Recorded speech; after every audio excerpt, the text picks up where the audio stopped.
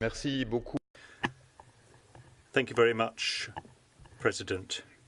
Colleagues, we are holding this debate in a difficult context because in 2024, the Azeri credentials were not ratified, and therefore Azerbaijan decided not to submit them in 2025 or 2026. Many members of this assembly, including me, have been declared persona non grata in Azerbaijan. But our responsibility in this assembly doesn't disappear when a dialogue becomes difficult, or indeed when it comes to a stop. In a deliberate fashion, we must do the opposite. We owe it to the people of Azerbaijan to speak for them when they cannot speak for themselves. That is our responsibility, but it is above all our duty. The title of my report is painfully accurate: Silencing Critical Voices in Azerbaijan. We're not talking about isolated incidents or one-off cases of injustice. We're talking about a systemic stifling of a totalitarian kind of the civic space, criminalization of independent journalism, and eradicating dissidents, and the gradual dismantling of human rights. It demonstrates a very serious crisis which has taken root in a Council of Europe member state, which is supposed to comply with the European Convention on Human Rights. But in front of us, it is violating this convention cruelly, very often in a hypocritical is met by the hypocrisy of the international community. And in order to demonstrate how grave this is, we only need to note that in the most recent World Freedom of the Press classification, Azerbaijan is number 171 out of 180 countries. And that figure should resound in this hemicycle. We're talking about a Council of Europe member state which is at 171st place of the World Freedom of the Press classification. This classification is not accidental by any means. It is the direct result of repressive legislation set up over the last decade to govern the media, political parties and NGOs. Not one single independent media outlet is working within Azerbaijan's border, and there is no real opposition. Anti-corruption militants are being imprisoned. Civil society organizations cannot function. And we know only too well that when independent institutions are dismantled, individual lives can be crushed. It would be too easy to simply state the number of political prisoners, the number of journalists who are arbitrarily held, opponents, and those who have sought to defend civil society and defenders of human rights are in prison or have been tortured. But behind each figure, we're talking about a human life, a broken family, and a voice which has been silenced. These people are paying a huge price, the price of resistance, because they were expressing their fundamental right to the freedom of expression. And let me mention some of these individuals.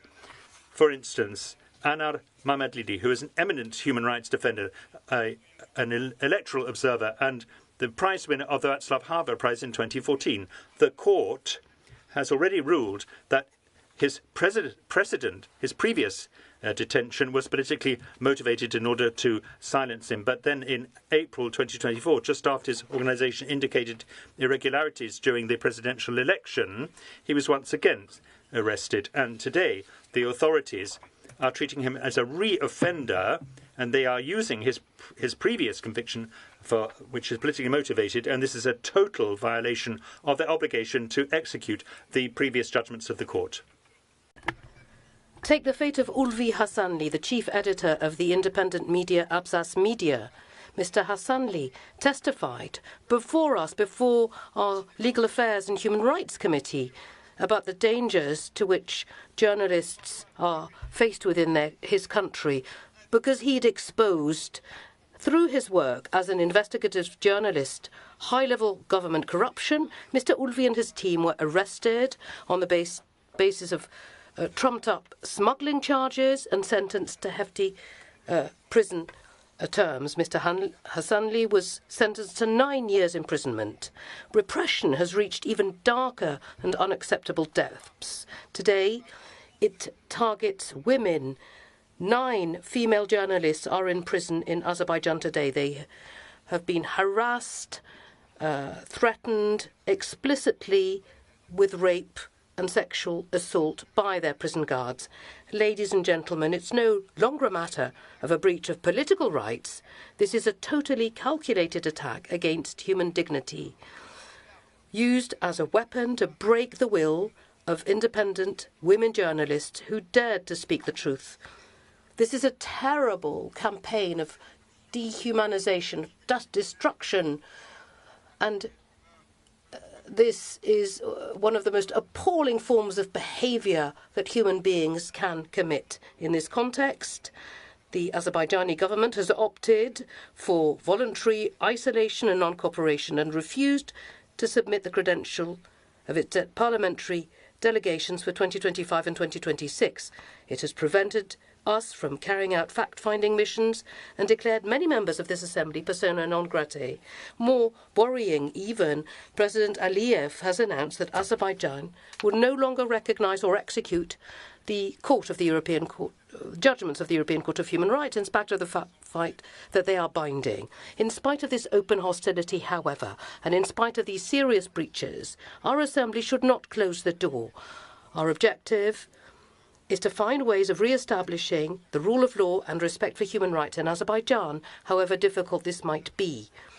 Therefore, with this report, we will also be calling upon the Secretary-General of the Council of Europe to resort to his powers under Article 52 of the European Convention on Human Rights. In other words, the Secretary-General, dear colleagues, should seek explanations as to how their domestic law guarantees the effective implementation of the Convention.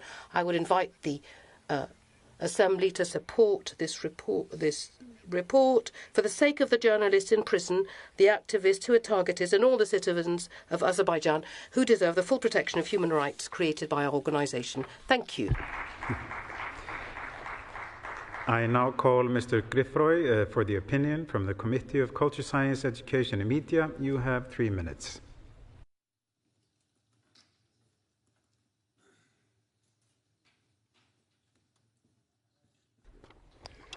Dear colleagues, I would like to congratulate Mr. Christophe Lacroix for his excellent report on silencing critical voices in Azerbaijan for the Committee on Legal Affairs, and I support his conclusions and proposals. In particular, I joined the urgent call on Azerbaijan to respect its international obligations and to seize the threats, intimidation and prosecution of journalists, ensure the immediate release of those who are in detention, and properly investigate all crimes committed against them. In my view, the draft resolution included in Mr. Lacroix's report accurately describes the situation in Azerbaijan as a blatant and systemic disregard for freedom of expression as guaranteed by Article 10 of the European Convention on Human Rights. The whole media sector in Azerbaijan is captured by the state. According to Reporters Without Borders, no independent television or radio is transmitted from within the country, and all print newspapers with a critical stance have been shut down. Most independent news sites are based abroad and are targeted by state censorship. The Council of Europe's platform to promote the protection of journalism and safety of journalists registered 2 cases of impunity for murder of journalists and 36 journalists currently in detention, including Ulvi Hasanli, editor-in-chief of Abzas Media, a runner-up for the 2025 Václav Havel Human Rights Prize. Furthermore, it lists 2 systematic alerts, one on persisting concerns of the independence of Iktimai Television, the Azerbaijan's public broadcaster, with no reply so far from the state, and another one regarding the lack of adequate protection under defamation and insult laws and practice. Otherwise, I share the regret that Azerbaijan chose not to participate in the work of the Assembly by failing to submit its delegation's credential for the years 2025 and 2026, as well as the disbelief as to Azerbaijan's willingness to abide by its membership obligations. As stressed by the draft resolution, the authorities of Azerbaijan should not use the decision not to submit a parliamentary delegation to the Assembly as pretext not to fully abide by their obligations and commitments as a member state and as a state party to Council of Europe treaties. Finally, I strongly support the draft resolution proposal that the Secretary General of the Council of Europe make use of the powers conferred upon him under Article 52 of the European Convention on Human Rights in order to obtain from the Azerbaijani authorities explanations as to how their internal law ensures the effective implementation of the Convention. And for these reasons, I invite you to support Mr. Lacroix's report. Thank you. Thank you, Mr. Griffroy. I remind the Assembly that speaking time is limited to 3 minutes for spokespersons for the political groups and 2 minutes for other members. In the debate, I call first on behalf of the political groups from EPP, Mr. Pablo Hispain.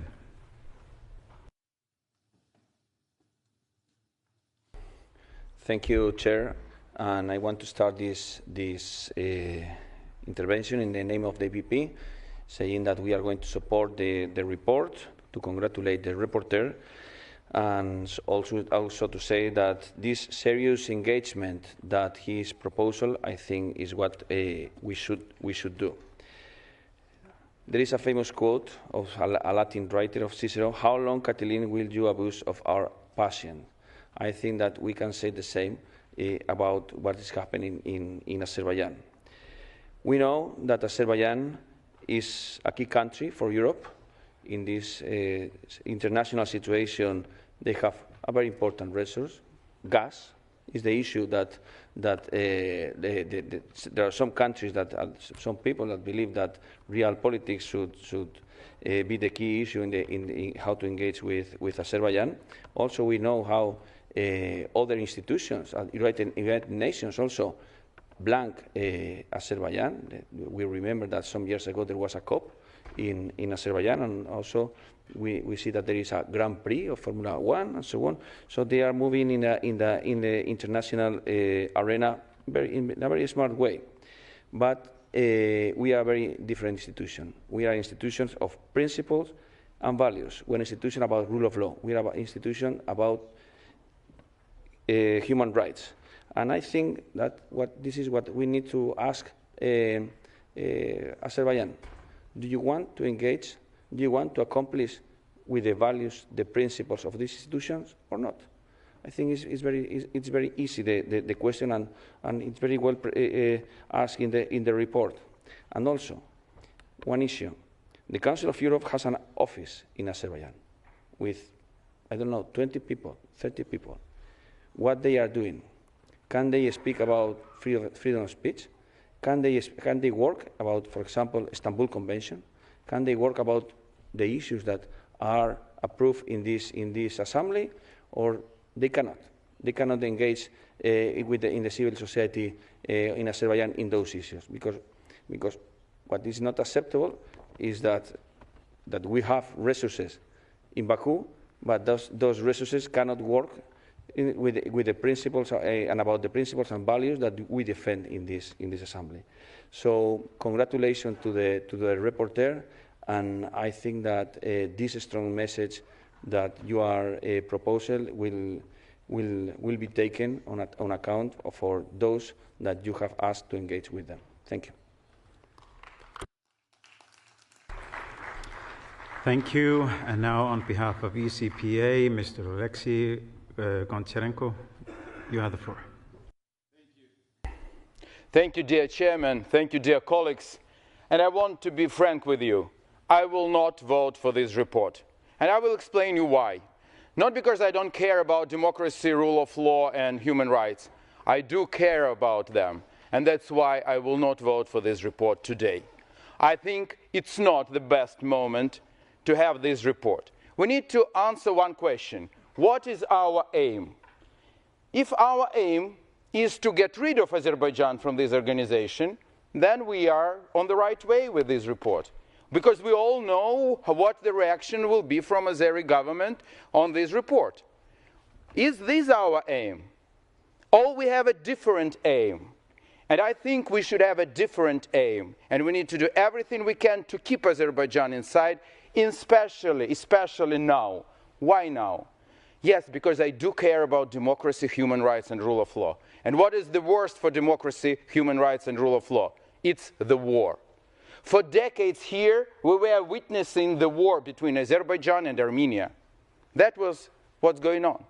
Now we have a historical chance of long-lasting peace in South Caucasus, especially after last Armenian elections, where Armenian people voted for peace. That is so important. And let us be part of this. Let us be one of guarantors of this. Council of Europe, long-lasting peace between Azerbaijan and Armenia. What aim can be more noble and more important according to our values? Secondly, let's take a look about what's going on in the world right now. Do Azerbaijan have problems with democracy, human rights, and rule of law? Yes, they do. Absolutely. But let us be frank. I am from Ukraine. We also have problems with democracy, rule of law, and human rights. And let us take a look at all other countries which are sitting here. Some problems are everywhere. But yes, you will tell me the scale of the problems can be different. Agree. But the map of geography can be different too. Our rapporteur is from Belgium. Belgium is very close in size with Azerbaijan by population. Who are the neighbors of Belgium? Netherlands, Luxembourg, France? Wonderful. Who are the neighbors of Azerbaijan? Russian Empire and Iran with a crazy regime. Yes, this is a pragmatic view, but that is also truth. Azerbaijan today is on the right side of the only line which matters right now. Axis of Moscow and Tehran, and Azerbaijan doesn't want to be there. That's very important. And now I address to Azeri people. You see, I think I am a real friend of Azerbaijan, but I want to tell you, your future is also with Europe. Be part of this organization. It's very important for you. Today you feel strong, and that is great. But who knows what will be tomorrow? And we Ukrainians understand it's better, because Russia looks at Azerbaijan the same way they look at Ukraine, as it's their colony. So be with us, be strong with us. That is the future of Azerbaijan, and that's what you need, and we need Azerbaijan here. Esh Kalsun, Azerbaijan. Thank you. And now on behalf of ALDE, Mr. Dominik Opperhofer, you have the floor. Sehr geehrte President, colleagues, Alexei, a lot of what you've said is stuff which we have heard constantly. We're talking about stability and security, but ultimately it's business. The idea that Azerbaijan, of course, it's had fantastic economic development in the last few years. We don't even need to talk about that. And for us, for instance, in Österreich, in Austria, it would be great to have a new energy supply available. I'm not going to challenge that, but the reason for us being here, the fact that there are more than 400 people in Azerbaijan who are sitting in prison. They are political prisoners. And you are talking about opposition politicians, journalists, bloggers, and also religious minorities. And I ask you very frankly, I don't think that this is something that would be acceptable in Ukraine. Now, yes, business is important. I work for infrastructure and energy in my parliament. But one thing must be very clear. I am not prepared to be dependent from one dictator and to move from one dictatorship to another. Azerbaijan has crossed several red lines, and this everything could be done well for human rights. And I'm trying to defend people in Azerbaijan. The best investment is an investment in democracy and rule of law. That would give economic freedom, and that would give people personal freedom. And this is something which we here in the Council of Europe must demand. And we should also be doing this in our national parliaments. If the situation gets worse, then I think we should be talking about sanctions. Now, the elephant in this room, of course, is the question of corruption. But here in the Council of Europe, we've seen that the system has. We've had members here in the Council of Europe who have deliberately presented reports much more positively as they actually were, because they had been accepted money for doing so. And this report is a clear answer to that. We're here. What we need today is this clear answer, and that is why I think this is an excellent sign if we vote in favour of this report. I would like to thank the rapporteur for his very clear and excellent work and the clear signal that he is sending. Thank you.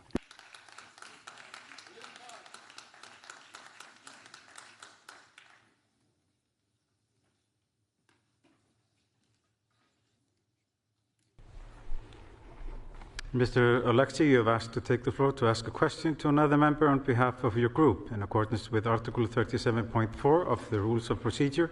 I remind you that you must ask a question, not make a speech. The question must be addressed to a member who does not belong to your political group. It must directly relate to the speech made by that member and to the topic of the debate. You will have 30 seconds to ask it. The member to whom the question is addressed will have 30 seconds to respond. Mr. Alexei, thank you. Thank you, Chair. And Mr. Oberhofer, thank you very much for your speech. I also care about democracy, human rights, and rule of law. And I care about people who are in detention. But I just want to ask you, do you really believe that adoption of this report will help these people right now? And secondly, do you really believe that if Azerbaijan will not be a member of the Council of Europe, this will help these people who are in detention today? That is my question. I absolutely understand the best intentions of the rapporteur, and I appreciate this. But I want to be pragmatic. Thank you. Mr. Oberhofer, do you wish to respond? Yes, I'd be delighted to reply. Yes, I'm absolutely convinced of that. But my question to you would be, what kind of sign would it be if the Council of Europe were not only in media but in our member states if we were not discussing this report and voting in favour of it today, what signal would that send? Thank you. Mr. Schwabe wish to use the blue card?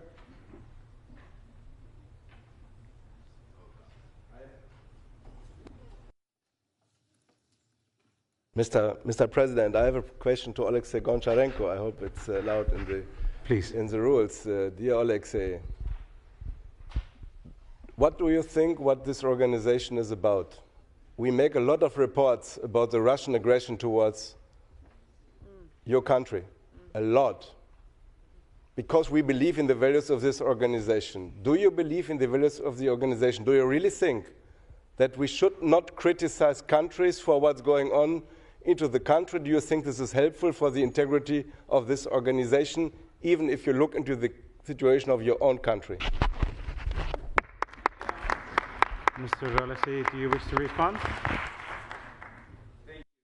Thank you very much. Dear Frank, I just want to remind you how we had a debate here when many members of this assembly were voting to take Russia back, saying we need to have them here, when we were telling everything what's going on. And I want to tell you now, first problems first.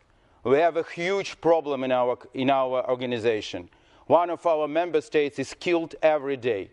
And just to be effective and to defend all ourselves and our values, we need to be pragmatic. And pragmatically, we need today Azerbaijan. We need them as well as they need us. That is my position, nothing else.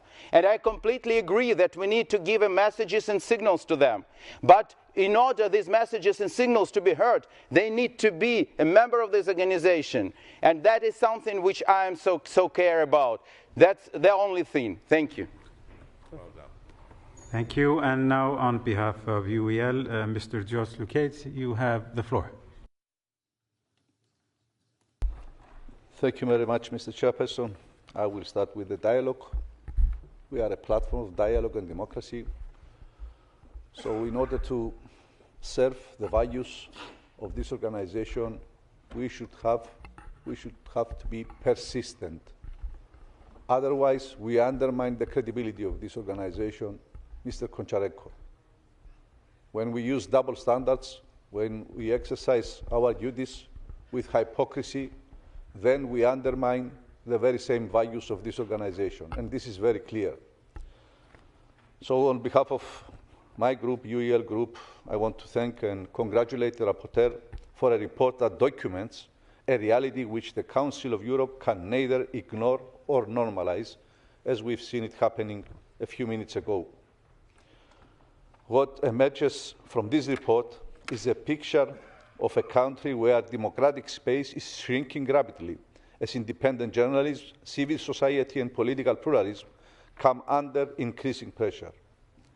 The evidence presented by the rapporteur points to a country where journalists, human rights defenders, opposition activists, academics and civil society representatives face prosecution, detention and intimidation, while critical voices are increasingly silenced rather than protected.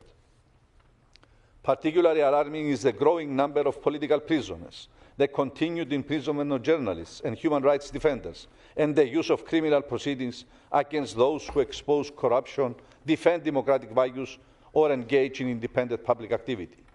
The report also points a deeply troubling picture regarding freedom of expression, freedom of association, and political pluralism. Restrictive legislation, combined with the pressure placed on independent media and civil society organizations, has created an environment in which dissent is treated as a threat rather than as a legitimate component of democratic life. Equally serious is the persistent failure to implement judgments of the European Court of Human Rights. Respect for the Court's judgments is not optional. It is a legal obligation and a fundamental condition of membership in the Council of Europe. Particularly alarming is President Aliyev's stated position that Azerbaijan will no longer recognize the binding force of judgments of the European Court of Human Rights. Such a position is incompatible with the obligations freely undertaken by every member state of the Council of Europe.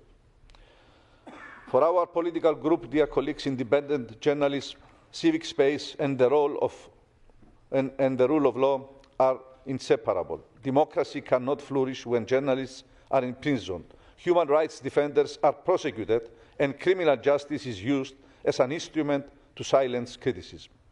This Assembly must speak clearly.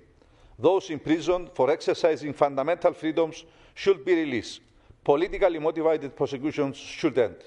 The credibility of the Council of Europe depends on our willingness to defend these principles consistently and without exception. Thank you.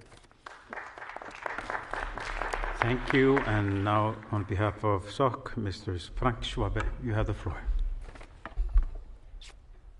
Dear Mr. President, dear colleagues, and dear Alexei again, we all, maybe not all, but most of us, we want to stop Russia's aggression, Russia's war towards Ukraine. That's what we want together. But you misunderstand this organization, and that doesn't mean you put everything else in all the other states into perspective. We have something to do, and we have to do our job. And I looked tomorrow, in this morning, in the definition and the characteristics of dictatorship. I look into it. No free and secret elections. There's either only one authorized single party or the results of rigged elections are predetermined. There's a lack of separation of powers. The government also controls the laws and the courts. There's suppression of freedom of speech and the press. Media are strictly censored and state-controlled. There's ban on the opposition. There's disregard for human rights and fundamental rights. There's repression and surveillance. The state employs intelligence agencies, police, or the military to intimidate and monitor its own population and to nip any resistance in the bud. And I'm so sorry. This is the definition of the reality in Azerbaijan. And I would like to thank Christophe Lacroix very much to put light on this situation. Thank you very much that you mentioned Anna Mammadli, one of the best to defend our values. And we have to support him. What else should we do? In Azerbaijan, in whole Europe, because of this, he is awarded with the Václav Havel Prize. But he's in prison now. One of the shining lights of human rights in Europe is imprisoned in Azerbaijan. Can you believe this? Thank you very much that you mentioned Ali Karimli. He's in prison. Recently, he gave an interview to a French TV, as I understand. The punishment from the government follows immediately. And he's tortured now, and he's in under horrible circumstances. I would like to mention Afgan Zadigov, who was extradited against the ECHR decisions in an authoritarian coalition from Georgia to Azerbaijan. Abzas Media, Radio Free Europe, Toplum TV, Maidan TV, Channel 11, Channel 13, Gubat Ibadulu, Akif Gurbanov, Alaska Mamali, Ruslan Izati, and all the others. I could read 300, 400 names here. And we should put light on the situation of all of them. And the repression continues outside of the country. People who flee the country, and they do it every day, they are under pressure. They are under transnational repression. They make repression on their family at home. That's the situation. I want to have each and everyone inside in Europe, even some more member countries, to be in this organization. But it's very clear, if you undermine the credibility of this organization and you go against everything, then you cannot be a member here. This is the reality. I ask Azerbaijan to change. We want to welcome them, but they have to respect the rights and the values of this organization. Thank you. In the debate, I call next Mr. Ivan Rakan. You have 2 minutes. Thank you. Colleagues, I have prepared a speech, but I will not read it. Let me be very clear. I am all for being very pragmatic in politics. I have been pragmatic my entire life, and I do believe in a pragmatic approach. However, we are in a quintessential rules and values-based organization, Council of Europe. This is not a military alliance. This is not a trade bloc. This is not an informal organization. This is a rules and values-based organization. And we are here to protect those rules and those values. And they cannot be trumped by pragmatic approach. And with that said, I want to congratulate the rapporteur for the report. It is like reading or watching a real-time development of dismantling, protect what we stand for. So there is no room for a pragmatic approach here. Enemy of my enemy cannot be my friend in the Council of Europe. Thank you. Thank you. I call now on Mr. Markus Weichel. You have 2 minutes. Mr. President and distinguished colleagues, as a parliamentarian deeply involved with and committed to work with democracy, the rule of law, and human dignity, I find the situation in Azerbaijan both alarming and unacceptable. The facts speak for themselves. Azerbaijan now ranks 171 out of 180 countries in press freedom. Not a single independent media outlet operates inside the country. 36 journalists are currently detained, and there are 328 reported political prisoners. This is not a snapshot of isolated problems. It's a result of a deliberate, systematic campaign to silence every critical voice. We have seen journalists murdered and harassed. We have witnessed transnational repression confirmed by French courts. Azerbaijan has ignored every recommendation from the Venice Commission, refused to implement numerous Strasbourg judgments, and even declared that it will no longer respect the European Court of Human Rights, using its own self-exclusion from this assembly as a pretext. And when we voted on their credentials in this assembly, the regime responded by declaring several of us, myself included, persona non grata. That tells us everything we need to know about their attitude to scrutiny. So, colleagues, turning a blind eye to this level of repression is not acceptable. We owe it to the brave journalists, human rights defenders, and ordinary citizens of Azerbaijan to speak clearly, and that's what we do today. I therefore urge Azerbaijan to listen to the voices in support of democracy. Instead of banning those who speak up, try to be part of the democratic forces in our European family. I actually agree with my colleague, my distinguished colleague, Mr. Oleksiy Goncharenko. We need you. Therefore, release all political prisoners, then restore the fundamental freedoms. The people of Azerbaijan deserve better than fear and silence. Thank you very much. Thank you. I now call on Ms. Christiana Eroto Kritou. You have the floor. Thank you, Mr. Chairman. Dear colleagues, having read this report, it is clear that we are witnessing a systemic failure in Azerbaijan's compliance with any fundamental human rights standards. I am therefore encouraged that this Assembly is resisting calls to ease pressure on a member state that continues to fall significantly short of its obligations. Adherence to the European Convention on Human Rights is not optional, nor is it something that can be applied selectively. It is a binding commitment. Persistent failure to implement judges of the European Court of Human Rights and to uphold the basic standards expected of a member state cannot continue indefinitely without consequences.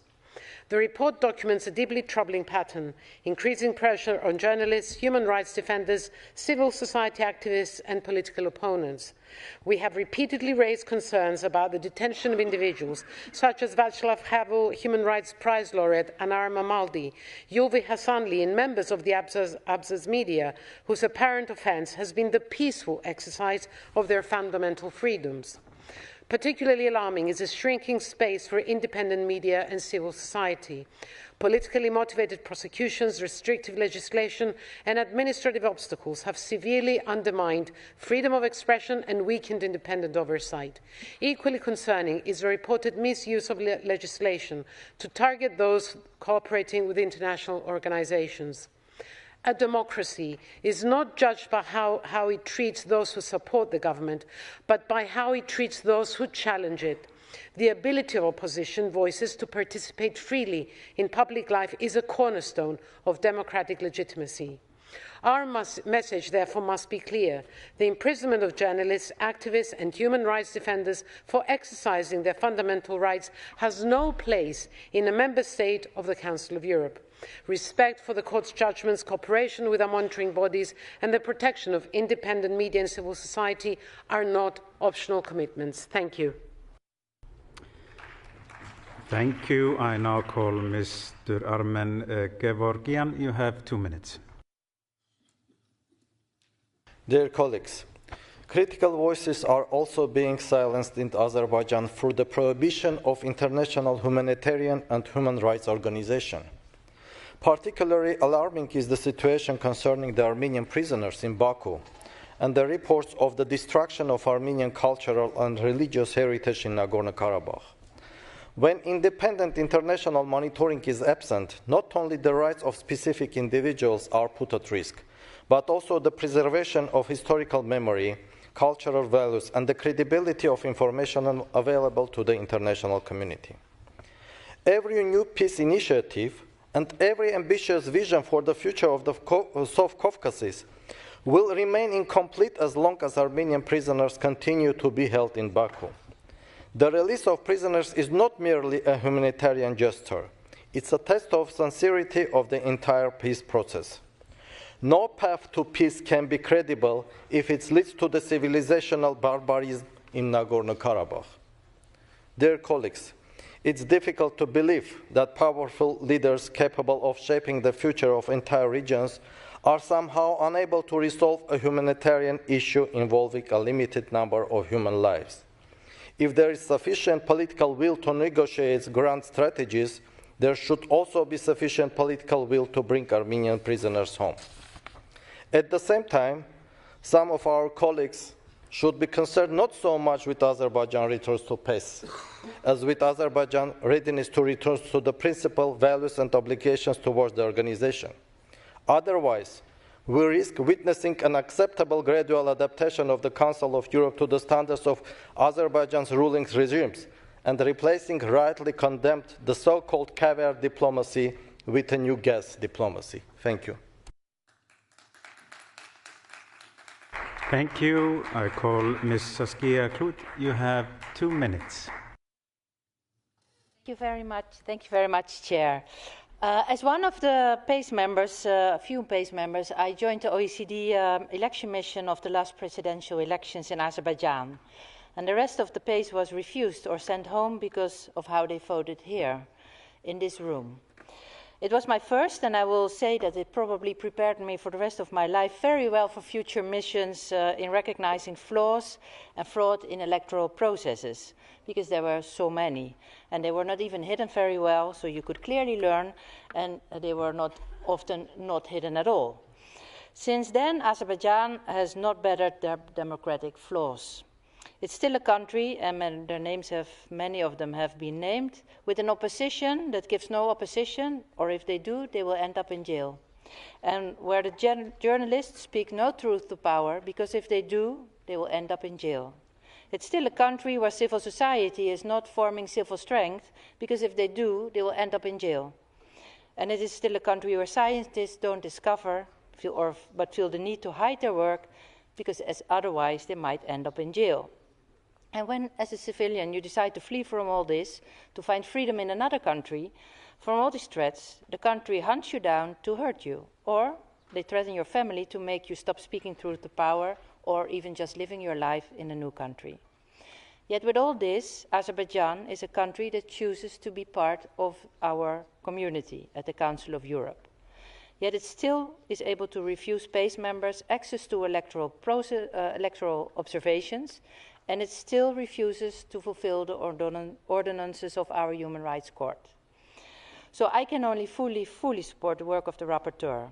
It's not our first work on Azerbaijan, but one can hope, and I still do, that at one point we will see at last the last report of Azerbaijan, because it finally reunited itself with the values of our Council.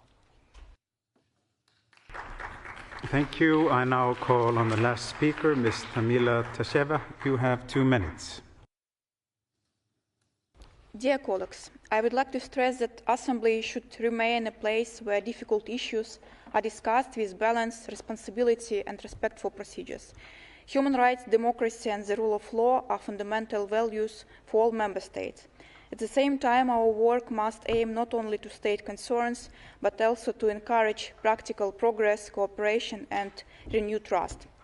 Azerbaijan is an important member of the Council of Europe. We should also recognize the complex regional context. Azerbaijan has restored control over its internationally recognized territory, and recent steps toward normalization and peace with Armenia are important for stability for the South Caucasus.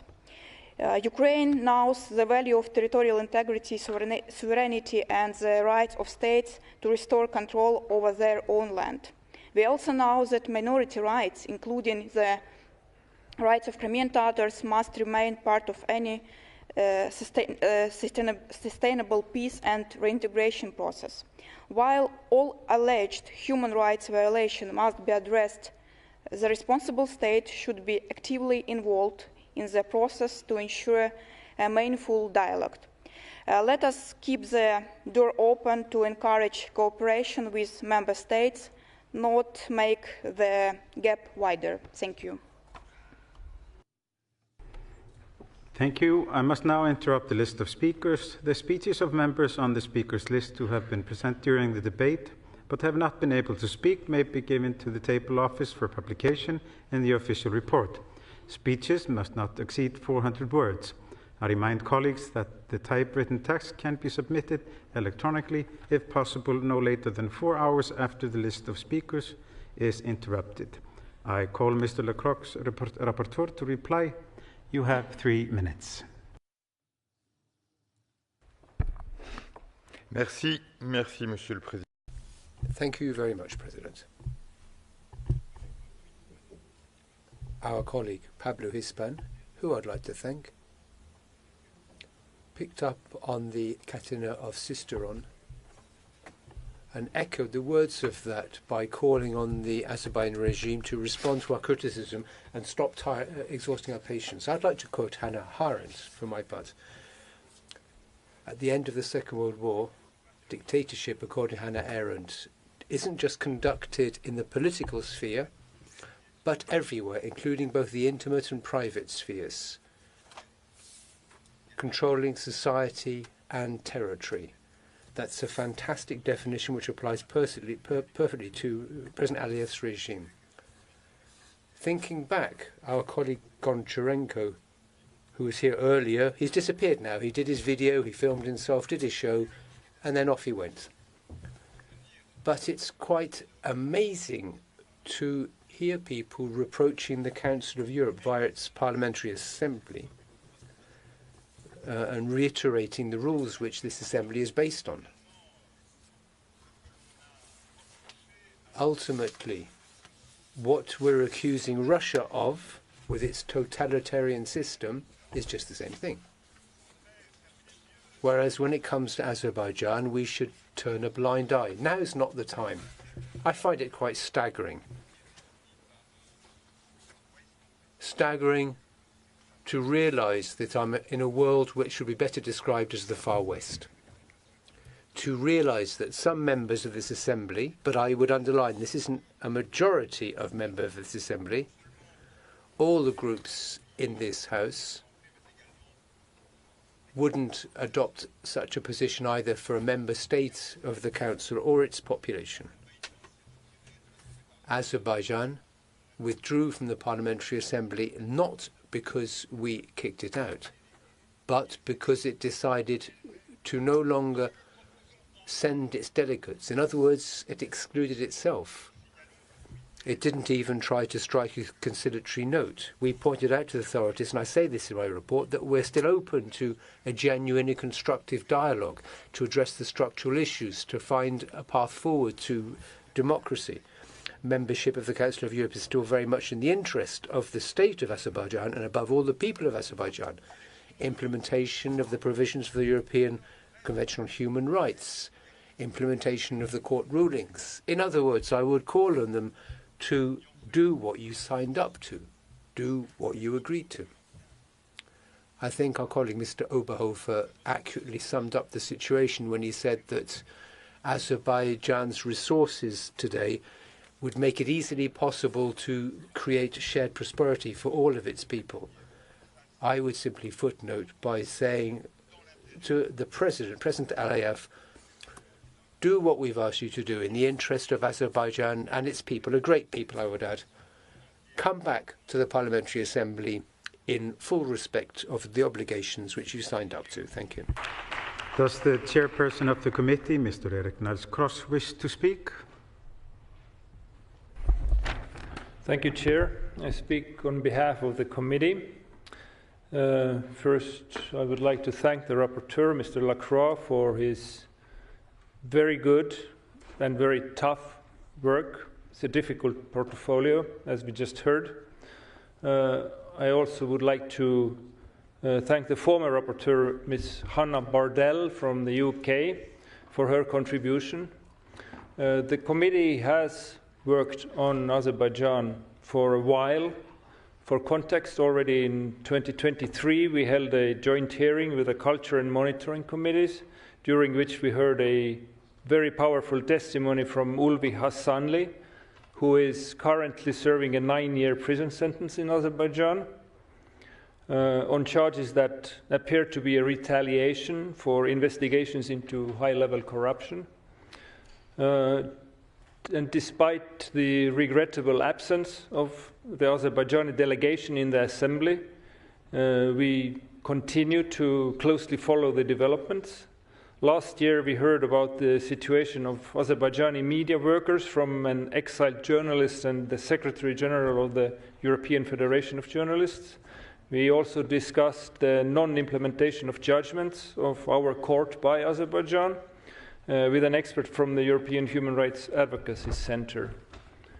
So I invite, on behalf of the committee, everyone to support this resolution. It's an objective text, obviously. It was unanimously adopted by the Committee of Legal Affairs, and there were no amendments tabled.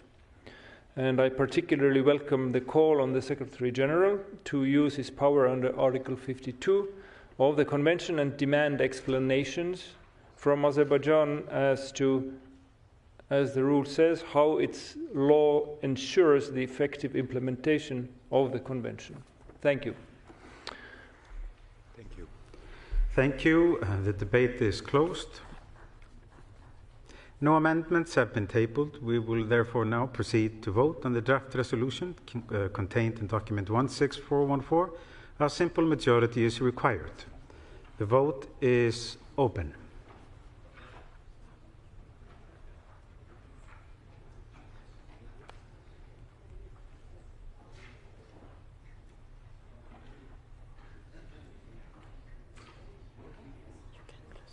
The vote is now closed. I call for the result to be displayed. The draft resolution in document 16414 is adopted.